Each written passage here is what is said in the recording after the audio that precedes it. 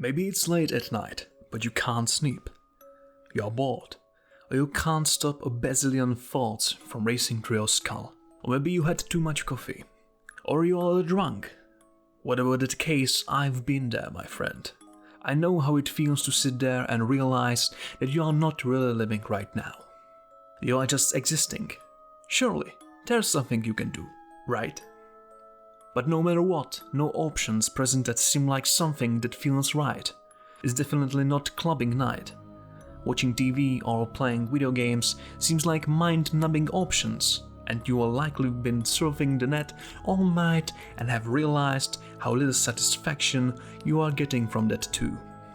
Well, good news, because I have a solution.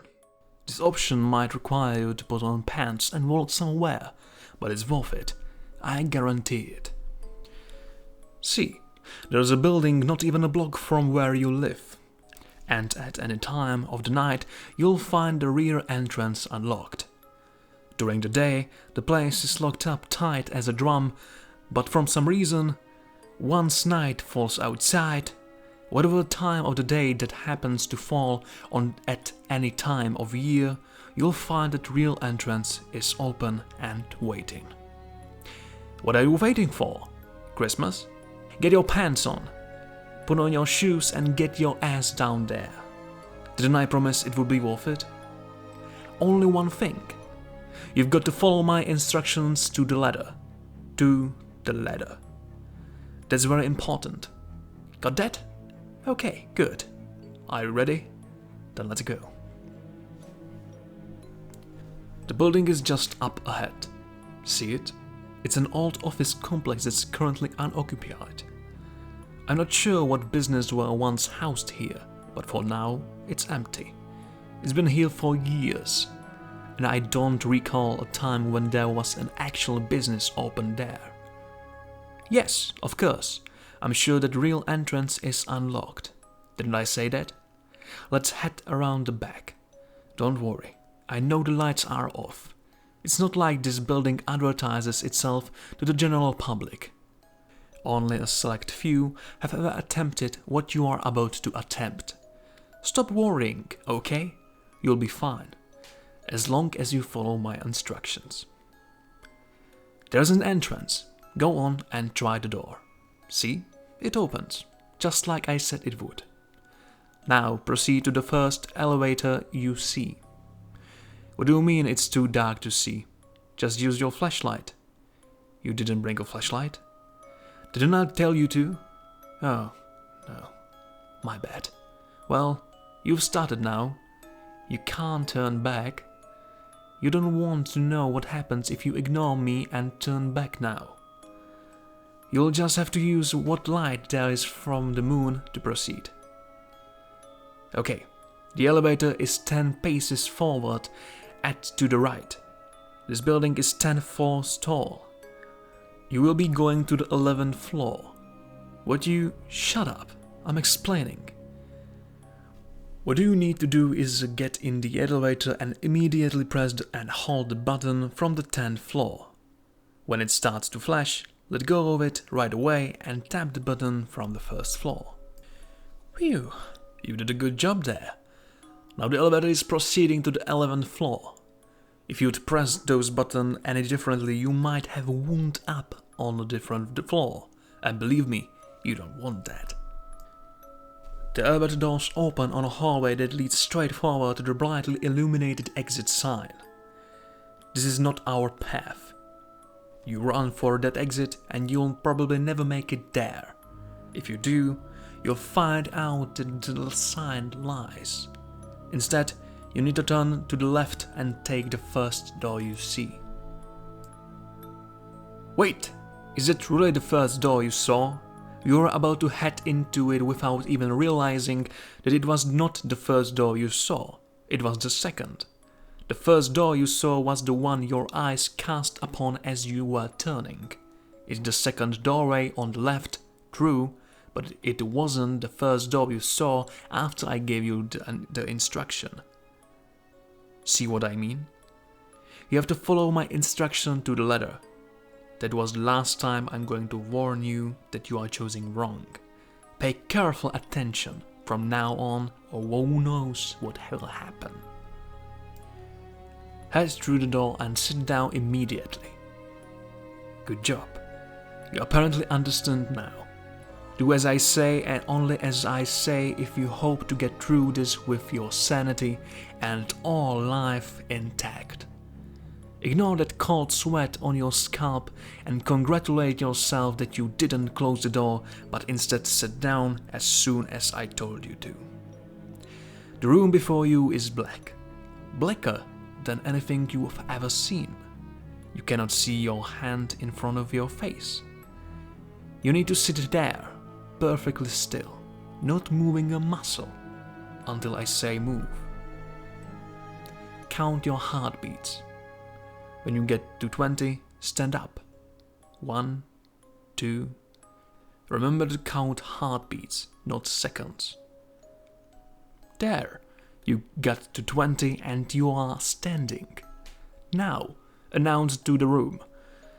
That which is the darkest is the closest. That which is the closest is watching. That which is watching is the farthest. Did you say it? You didn't hesitate after standing, did you?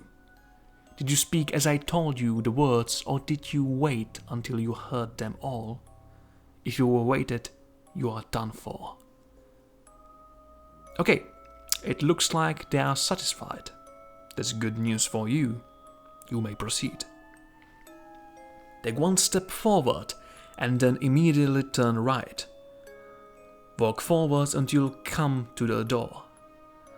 Open it, close it immediately, and stand with your back to the room. This room will be as dark as the first. Stop breathing.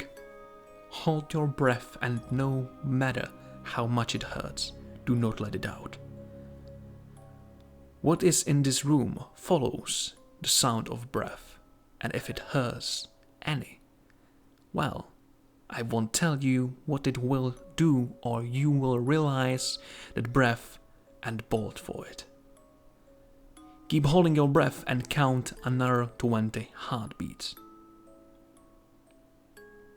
Now, the breath must really be straining your lungs. I understand that. Stay facing the door, but walk backwards until your back presses against the far wall. Keep the breath held. Walk slowly. Oh, I bet you can't stand it anymore, can you? You simply must realize the breath.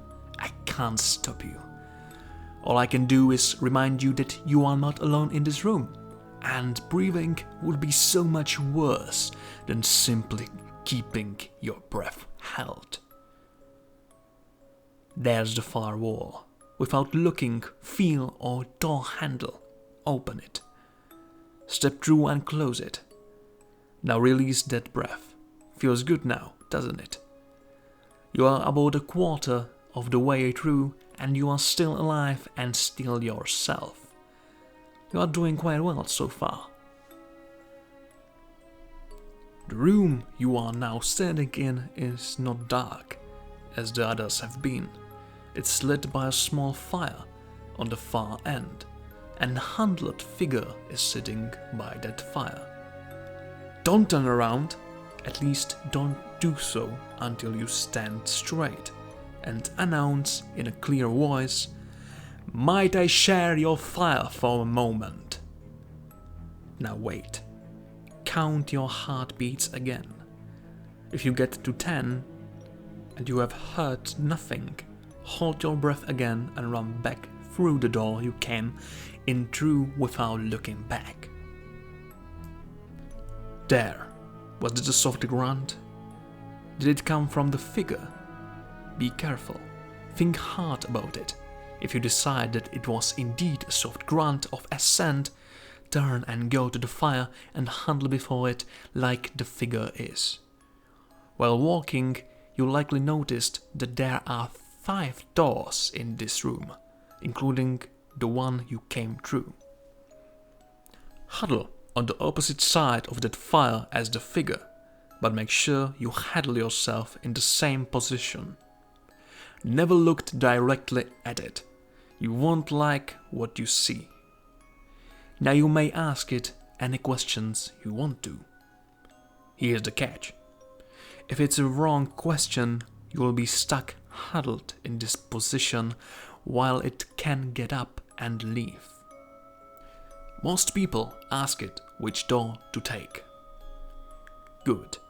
You are asking him which door to take, and if you listen, he will tell you that it's the right-hand door closest to the one you came in. Don't get up yet. Consider the fact that this figure is not your friend. It doesn't know you, and it probably doesn't like you very much. Could it have lied? Maybe you should take exactly the opposite door it suggested. Or maybe this creature cannot lie, and you should listen to it. No, don't ask me. I truly don't know. One of these doors is the right one, but it's never the same door. You get to choose whenever you believe the figure or not. Seems like you've chosen to listen to it. Let's see what happens. Wow. Looks like today is your lucky day. You're doing very well so far. You find yourself in another long hallway. This one is longer and much darker. There are 2 doors at the end. If you walk straight to those doors, you will be forced to choose one, and neither is marked.